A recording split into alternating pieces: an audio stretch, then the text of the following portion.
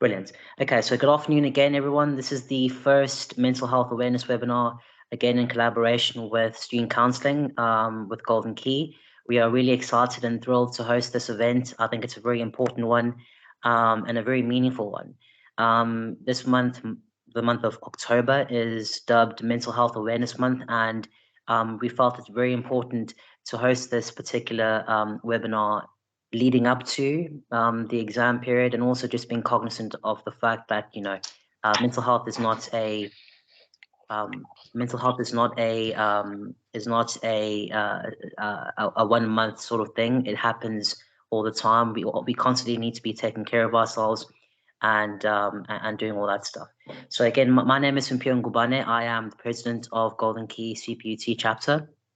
And as I said, we are hosting our first mental health awareness webinar. I'd like to just give a brief introduction of what Golden Key is for anybody who might not be familiar with Golden Key. So Golden Key is the largest international honor society in the world. It recognizes top performing students across the world in the various institutions that they are in. The whole purpose of Golden Key is to cultivate and incubate excellence in the academic space, in the professional space, and also in the personal space. So it's about creating a very well-rounded individual who will do well in university, and also after university, and creating mindful citizens in various countries and global citizens as well, I should say. We are committed to implementing service projects, leadership, and continuous professional development for all members. So if you're interested in Golden Key, please do research us. You're more than welcome to Q&A, to Google us and find out more about it.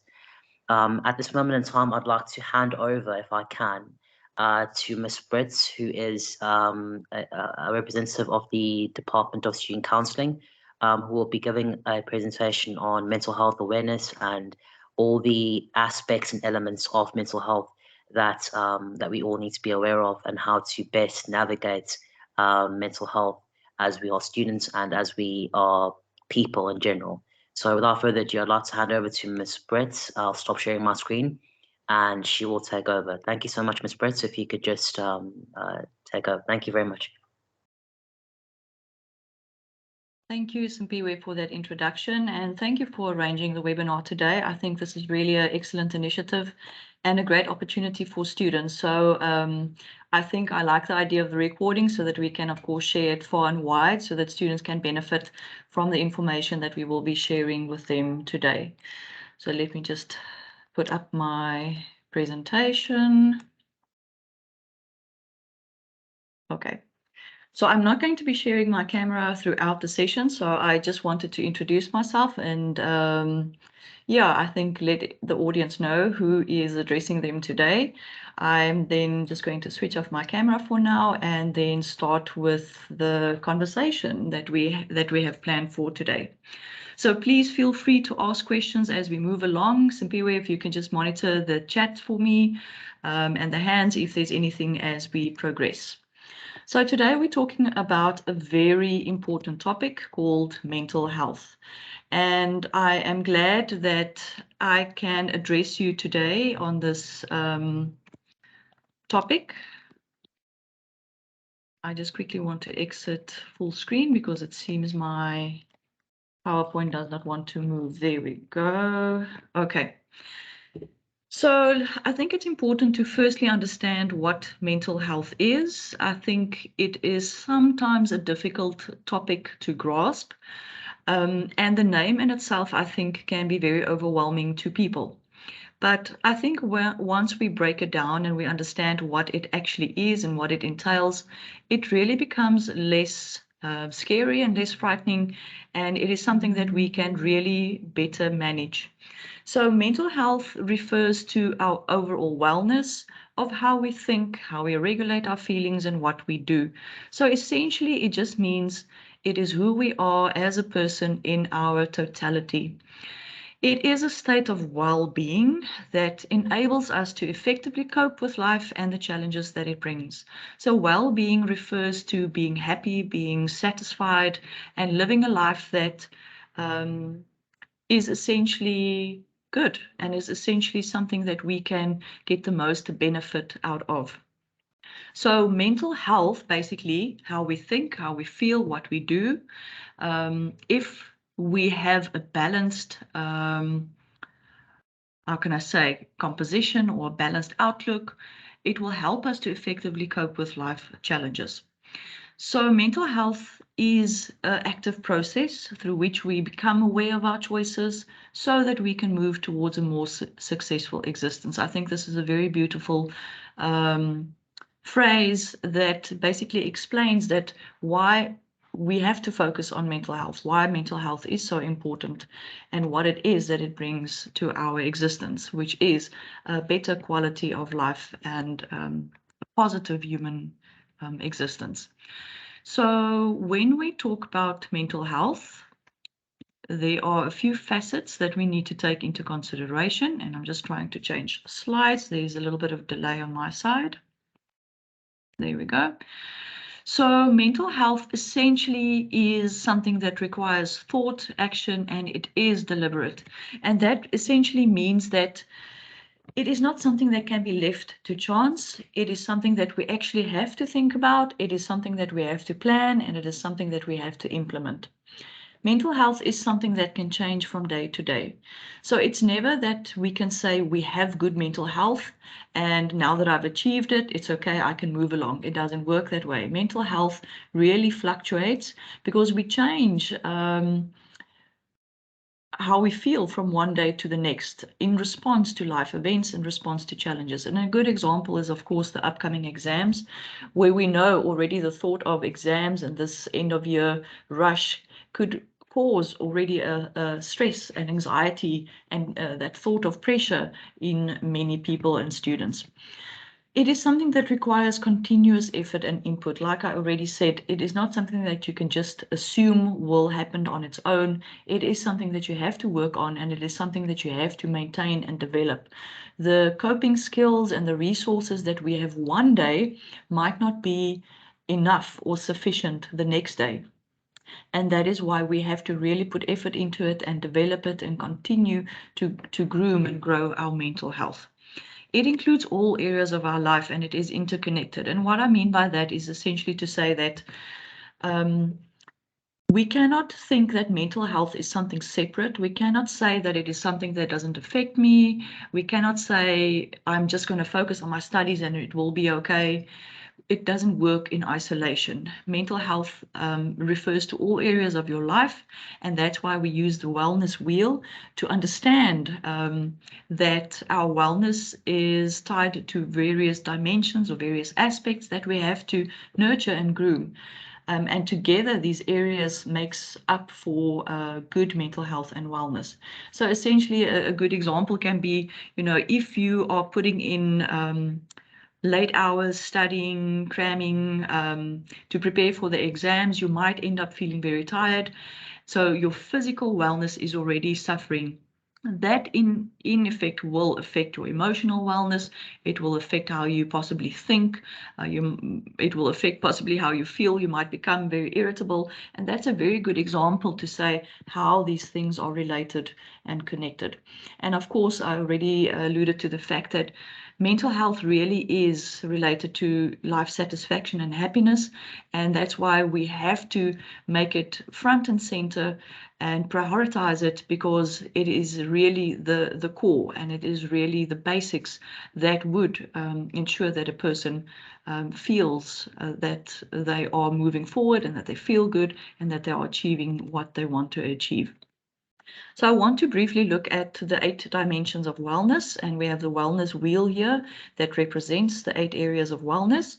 And I've listed the names there on the screen, which is then, of course, your physical, emotional, occupational wellness, your intellectual, financial, social wellness, spiritual wellness, and environmental wellness. And all of that together makes up the dimension of wellness, which is then your holistic wellness. So to give you a few examples, so for instance, physical wellness is then, of course, getting enough sleep, exercising, having a look at your diet and your nutrition, but it's also your your physical wellness in terms of checking blood pressure, making sure that your body is functioning okay. Emotional wellness would be things like, how do you manage stress? How do you manage conflict? Are you in tune and aware of your emotions, how you're feeling? Are you able to manage the emotions, or are they managing you, essentially? Occupational wellness then refers to your career, what it is that you want to achieve in your career, what it is that you are doing, what steps are you putting in place to build and develop your career. What type of meaning is the person deriving out of their career? Intellectual wellness then would refer more to the academics. So for instance, what it is that the person is then putting forth in their studies, how it is that they're working towards achieving their goals, and what it is that they want to achieve through their studies. Financial wellness then would refer to, for instance, your budget, your finances, your resources, how are you managing those resources?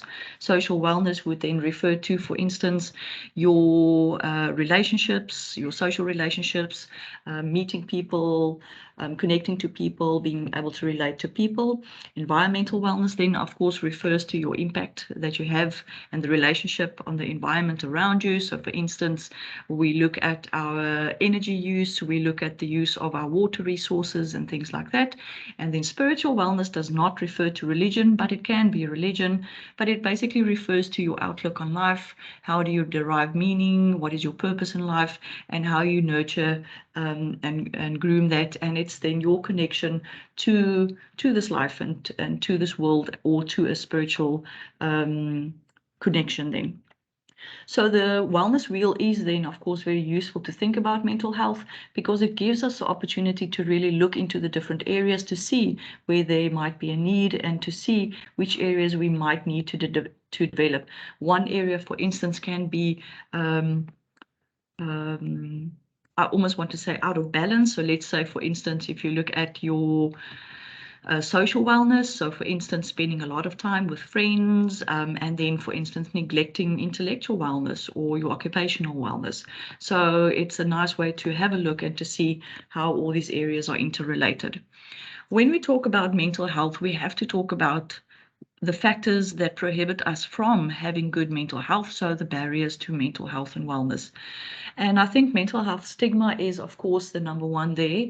And it very much relates to how a person sees mental health, how they see, how they define accessing mental health services, but it also relates to, for instance, how the society and the people around us would see and relate to mental health.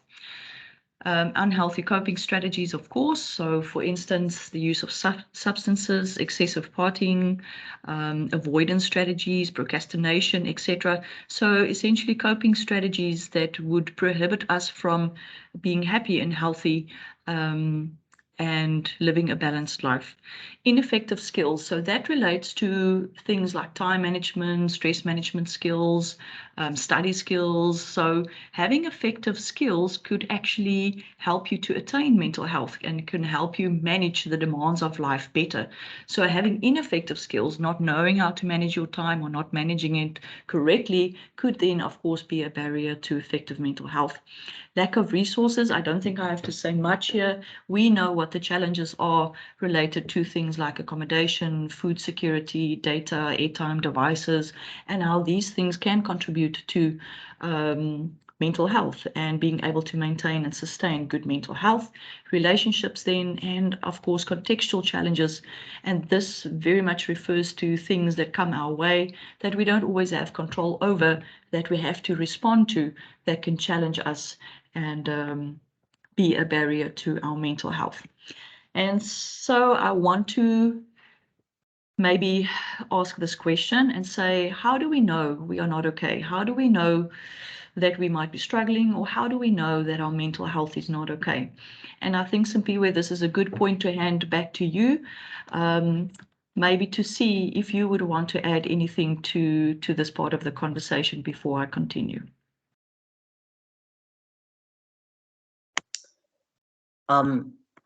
Thank you so much, Ms Brits, for that. I don't know if you guys can hear me. Can you hear me, Ms Brits, by the way? Yes, we can.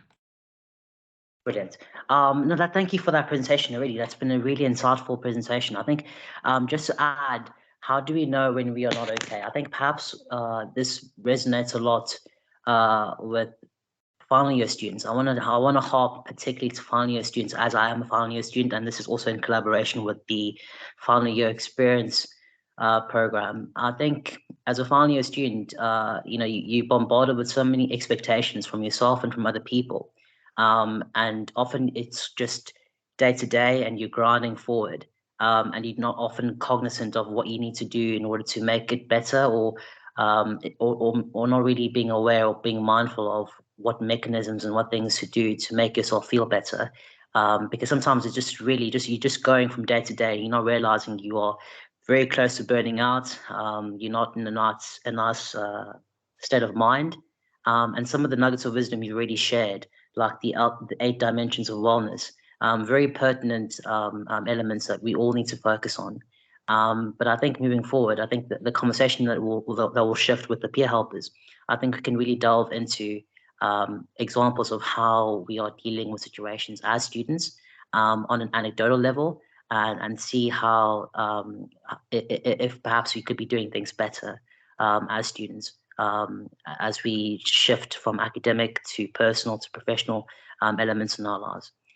But yeah, thank you, Ms. Brits, for that. I don't know if you want to just carry on, or if you want us to shift the conversation to the peer helpers. I think this is a good point. A good point to shift out, and then I'll take it from there. Okay, brilliant. Okay, so just again, I'd like to say thank you to Ms. Brits for that amazing presentation there. It's really insightful and very helpful for us, I think, as people who are students, and perhaps people who are in their own personal capacity as staff, etc., whatever it is. We do have peer helpers from the Department of Student Counselling who I will be trying to have a conversation with. I think Brian is also here. I'm just going to address the conversation to him particularly because I don't see the other peer helpers, but I want to say perhaps for myself, again, as a final year student, it's been very difficult this year to sort of juggle all the expectations from all the commitments that I have academically and everything else. And sometimes that does hamper the progress that you are making. But I'm often reminded when I go online, for example, and when I, go to motivational quotes, be kind to yourself. That's one of the things that I'm just, as I was listening to you, Ms. Brits, I was able to glean, is that, all these expectations that we have, you need to do well at school, you need to do well in all aspects and dimensions of your life. I think one thing that really needs to stand out is for you to take care of yourself and for you to be kind and forgiving to yourself. Because if you aren't, you will burn out. That's what I often hear. You will burn out, and you don't want that. You just want to be as progressive as you can and as mindful as you can in the exercising of your duties as a person, as a professional, as a student, etc., etc., etc.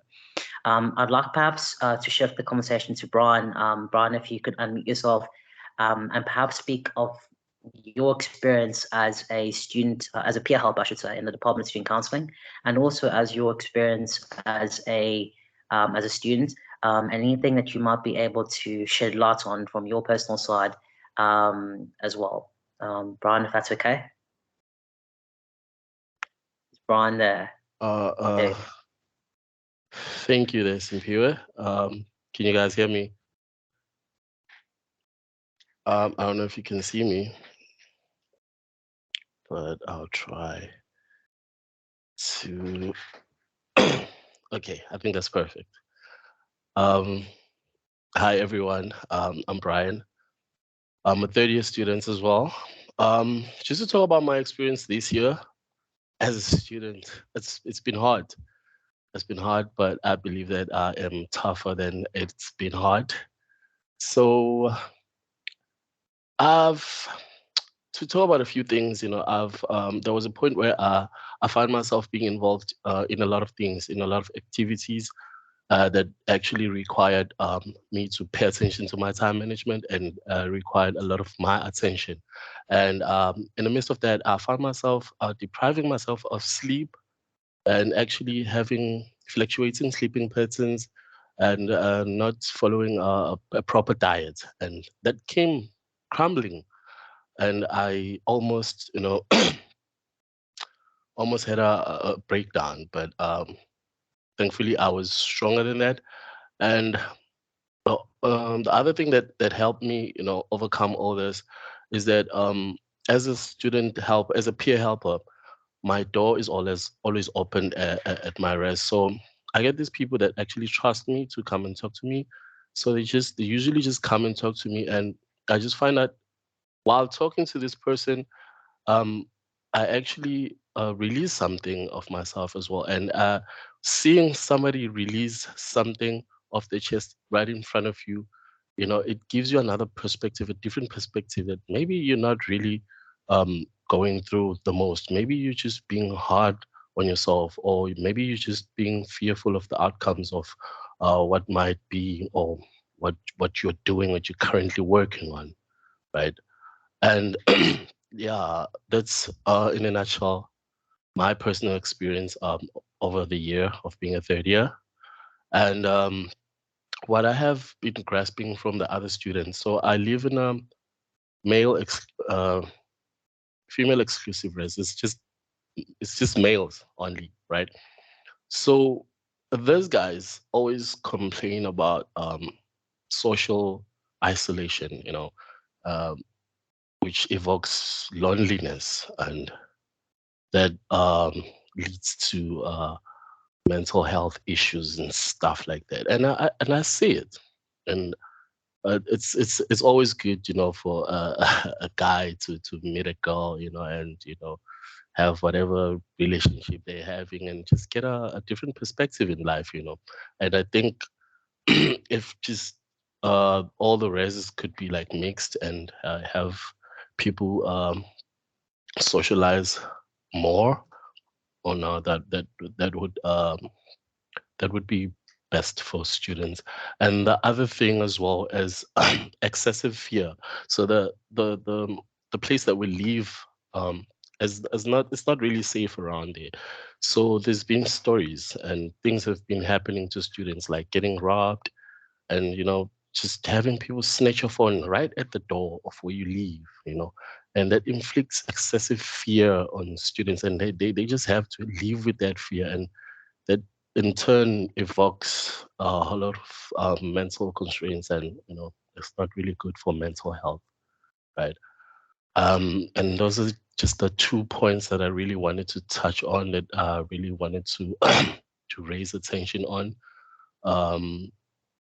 And just to drop a few tips for students that might be listening, or people that might be listening, or just to say the list that has been working for me, just a few things that you can actually do to just overcome, or just even prevent it before it actually happens. You need to firstly get closer to nature, go to parks, go to the beach, and just be physically active. You can do that, just spare time. You don't really have to spend much time on that.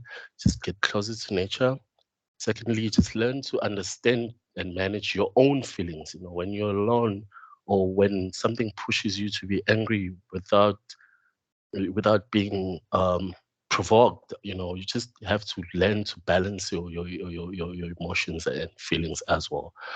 Thirdly, you just need to talk to somebody that you trust for support. It could be a girlfriend, it could be a best friend, but always talking about things really helps. But make sure it's somebody that you trust, because I know people have trust issues with sensitive matters and stuff like that. And the most important one is that you should uh, beware, just deviate from using drugs or alcohol.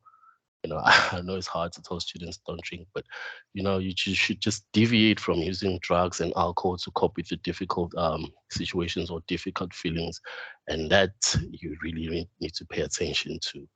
And students really need to to spend their money wisely. or allowance, whatever case it may be, students really need to know how to spend their money wisely. When you spend your money wisely, it has a positive turnaround on you, a positive effect when you really feel good about yourself, feel confident, you know, that you actually really doing something and you can point at it that this is where my money went and this is where my money was doing. And lastly, never ever deprive yourself of sleep. It's very important to sleep, to rest. Your body needs to rejuvenate. And those are just the few things that I've just been practicing just to cope with mental health issues, or just to, you know, prevent it before it actually happens. I think my time is up now. I don't want to be talking for too long.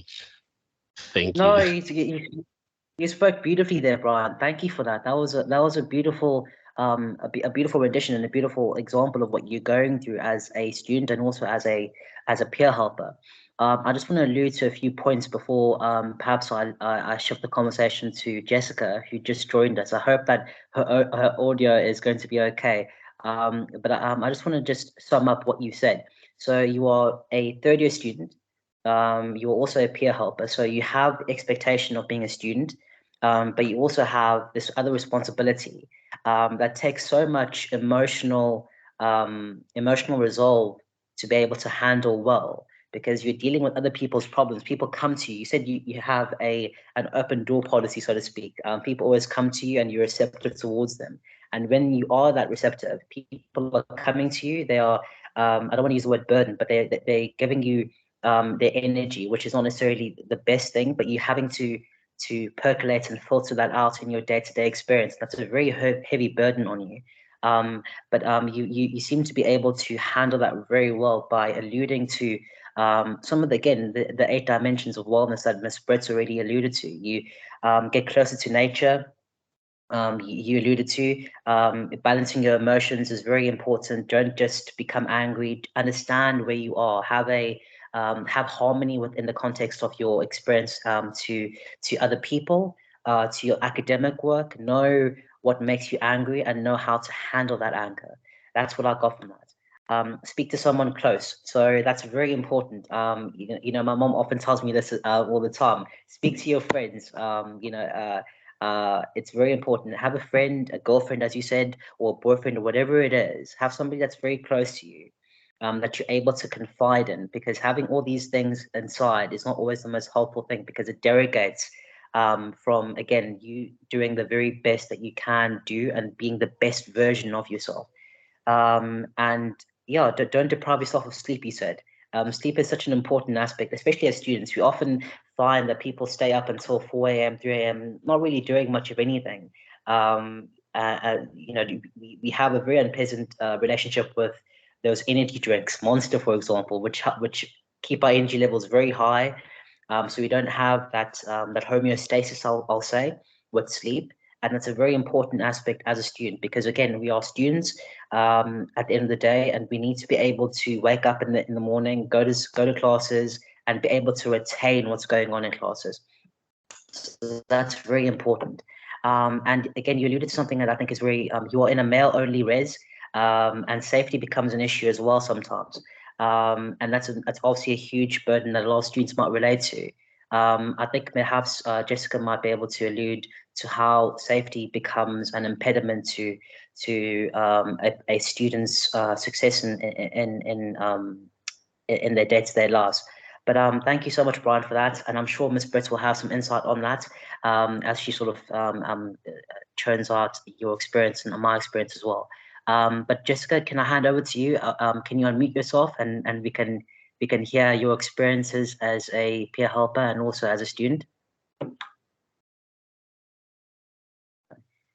I think there we go. Simphiwe, I think Lufuna Jessica said in the chat that she's unfortunately having some challenges with her audio and the camera, but maybe she can add in the chat as well, and then we can just read that out as we continue.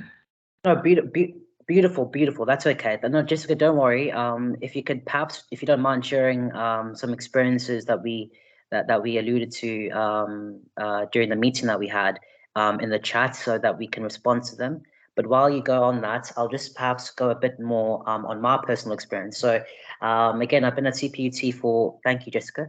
So I've been at CPUT for 3 years now. I am an academic tutor myself. I am the president of Golden Key, as I've said. And I'm also involved in tutoring in impoverished communities in Cape Town, so in Hedeveld, in Bontehevel, I think that's how you pronounce it. So I tutor kids in those particular environments. And I just want to allude to that particular aspect of my life, you know, seeing the circumstances that young people, I tutor grade 9s mostly, but also grade 12s as well, but seeing how people are exposed, very young people are exposed to really unpleasant circumstances. For example, gang crime, you have shootings every other day, and you're expected as a young person to deal with that. So these kids tell me these extraordinary stories, and I have to try and give some advice to them on how best to do the academic work, maths, which seems a very trivial pursuit at in the grand scheme of things. So me, after I go to my tutoring sessions, I often come home. I either go for a very long walk, just to sort of unwind and just get some peace of mind, because that often does help. That I think that alludes to the physical and emotional aspect of the dimensions of wellness that Ms Brits mentioned. I just try and tune out everything that happened during the course of the day, whether it was academic, whether it was commitments relating to Golden Key, for example, whatever it was. I just try and filter it out and handle, you know, just be, again, just as Brian said, get close to nature. You know, you walk and you breathe in the air and you realize that these problems are not as insurmountable as they may seem initially. That, you know, if you just breathe and you're calm and you're able to appreciate the small things in life, you know, that there are trees, that there's wind or whatever it is, these problems don't seem as overwhelming as they initially do. So that's what I got from that. That's what I try and do on a personal level, and it often does help. Because again, as a final year student, I really have to mention that as a final year student, it's very difficult to just juggle all the academic expectations. You perhaps next year you want to have a job, or you've applied, you haven't been successful, or you want to carry on studying, you've applied but you haven't been successful. You have the burden of wanting to do well for your honors, etc. Next year you have to have a certain amount of marks. So there are all these emotions. Your parents have a huge expectation on you, your family. You want to graduate at the end of the day, at the end of the year. So there are all these emotions that are constantly playing in your mind. And again, just being mindful of where you are, your balancing of emotions. Again, Brian, I really have to allude to your excellent point there, balancing your emotions. If you allow these things to overwhelm you, it won't end up very, very greatly at the end of the day. Jessica, I don't know, I'm not looking at the chat. I don't know if you have said anything there. Okay, now, Ms Brits, I don't know if you would like to perhaps shed some insight on if we are doing the right things between Brian and myself in how we handle situations, or if you have some insight on that particular score. And then perhaps we can shift back to Jessica, who is a peer helper, again, I say, who might be able to shed some insight on her personal experience. Ms Brits, do you want to perhaps comment on anything I've said and anything Brian said? Yes, definitely. I very much appreciate how you've pulled the examples through to the wellness wheel, because I think it really helps one to understand how these dimensions work and are integrated. I think the one thing that does stand out for me in terms of the conversation, which I will definitely elaborate on, is uncertainty and pressure. That's the word that came up the most thus far, and that ties into a very specific mental health challenge, which is stress and anxiety. And I'll unpack that a little bit further shortly, but definitely you are on the right track. I think one forgets that the basics, the fundamentals is getting to exercise, it is sleeping, getting a good quality of sleep, it is looking at your nutrition, it is learning to manage these emotions and the frustrations as they come up. So mental health and having a sustainable mental health is not something that is fancy. It's not something that necessarily should cost you money. It is really getting back to the basics of ensuring that you're maintaining just the good level of functioning. If you have the foundation right, it's almost like the rest will fall in place. Beautiful. Thank you for that, Ms Brits. Thank you for that. Again, uncertainty and pressure. Those are really the two catchphrases I'd use as well. Beautiful stuff there. I don't know if perhaps again, Ms Brits, if you might be able to open up the Q&A session now, if anybody would like to perhaps raise their hand and share some insights on some challenges there. It's a good point. Sure. Yeah. Sure. There's not a comment from Jessica in the chat, so let's see if anybody else has some questions or comments that they want to add. Yeah, please, anybody, if you have any comments or any suggestions or any inputs on your part, you're more than welcome to unmute yourself. If you're shy, you can send I think Jessica just sent you a message now. I'll just read that out, Ms. Brits. So during the period I was working with students, there was lots of challenges when helping those students, as at the exact time they call or come to me, they were in need of counselling at the same time. And sometimes it is not possible, as they will find that there is a queue for other students who have been referred before. I'm assuming she's talking about her experience as a peer helper here, Ms. Brits.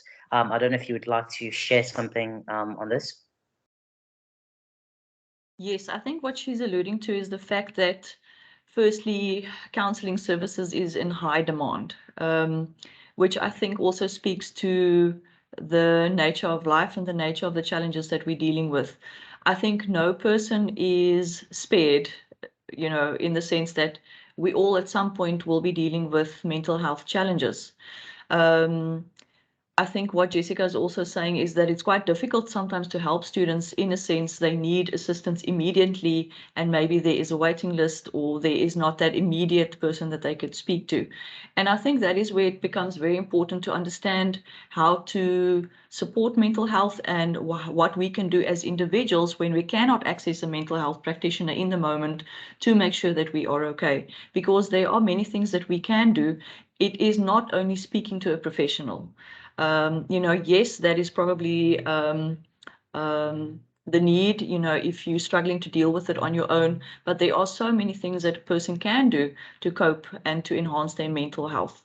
And I think some of the tips that I'll talk through later will assist with that, but there are also other resources. So I think it also speaks to empowering ourselves with knowledge and information, so that if one avenue is not possible, what else can I do? What else is available to me? So in a sense, it also speaks to resilience, to be able to problem solve and to think a little bit broader about resources and about what we have available. Absolutely. What you have available to you as a student and as a person, that's fundamental. I think often, again, we think that we are alone in this entire context of life and in this struggle to, again, you mentioned the word that mental health is not a monolithic thing. It doesn't end today. You don't say that I've achieved mental health, I'm okay today and I'll be okay tomorrow. It fluctuates. You're constantly having to deal with challenges every single day, and your mental health goes along that tangent. You need to try and find ways constantly to try and imbibe the lessons that you've taught us and the insights that you taught us about handling these expectations and handling all these problems. Is there anybody who has a question? No, I think somebody just joined in. Again, I just want to perhaps highlight something that Brian said. He mentioned safety and money. Those are very interesting catchphrases there for the student. A student's money becomes a huge problem. I don't want to assume too much, but I think as most students in CPUT, if I'm not incorrect, I may be incorrect here, and I may be corrected here, are NSFAS granted students. So they receive a stipend per month, which is reasonable. But it does often not meet all the expectations for the month, for example. So they have to deal with money. They may not have received money on allowance from home because their parents can't afford it. So they're having to deal with not only the fact that they are studying, but they're also having to deal with the fact that, you know, they don't have as much in their bellies as they could. So that's a really huge point that I would love for you to perhaps allude to if you can, and also the element of safety that Brian mentioned. So safety as students is really fundamental. I think I was reading, I think a couple of months ago, I don't want to, I may get in trouble here, but I'm just reporting a story that I read on the news. There was a student that was walking back home, a 23-year-old student at the university in Johannesburg, I think, or Pretoria. He was shot when he was walking back home, a 23-year-old gentleman. So safety becomes a huge issue as well. Like, we're having to deal with, again, the expectations of being a student, but you know, where are we as students, the environment that we're in? We have to be cognizant and mindful of where we are. Very difficult elements there. I don't know if Ms Brits, you want to perhaps add something there? Yeah, I think the only thing that I want to say is there's a very useful theory. It's Maslow's hierarchy on needs. And I mean, it speaks about the basic human needs, you know, as the fundamentals, and it speaks to safety, it speaks to issues of hunger, and it basically just implies that if that is not in place, you know, the other needs can't be fulfilled, which is then, you know, being most effective in your studies, being able to focus and such. So these are real critical issues that students grapple with, that we as I think a university community grapple with, and that, you know, nationally that we also grapple with. You know, these issues are not excluded from the student community. You know, what we see in our communities around us is also reflected here at university. So I think there's much that can be done, and I know the university works hard to try and address those issues. But I think to speak up and to share you know, our concerns with management, with leadership groups, and to talk about these issues so that we can come up with solutions together, I think that is definitely the way to go. Communication is key. I think that's, I'd like to perhaps summarize what you said there. Communication is absolutely key in how we handle all these problems. If you are as a student and you are stuck and you don't know what to do, this may allude to maybe a webinar that we had yesterday with Fundani. Fundani, I don't know if you guys are aware, they are, you know, sort of a higher education development organization within the context of CPUT, and they help students with academic writing and other sort of skills that they might have. But one thing that they mentioned yesterday was, don't come to us in the final hours. You don't spend 2-3 months of the semester alone and struggling, and then come to us in the last week and expect things to be okay. You know, if you communicate, and if you, again, student counselling does this very well. Student counselling is always there. If you have a problem, address it then and there. Communicate it with a student counselor or peer help or whatever it is, or a friend. Address the problem immediately, and the solution will invariably come across more expeditiously than if you had done it and if you had stayed alone and if you had not resolved it. Ms Brits, I'd like to have, people may be a bit shy to share things, so I would like to perhaps stop recording here and then open up the floor to any Q&A sessions, and then you may give us insights, some final insights that you'd like to share in that respect. But I'd like to stop the recording. If anybody is uncomfortable or wasn't comfortable sharing while recording, we are stopping the recording now. I'd like to say thank you at this point to Ms Brits for having an incredible conversation with us. But if you are you're more than welcome to stay along and listen further. But if you want to share, please do. We will stop recording here, and we hope you feel comfortable in sharing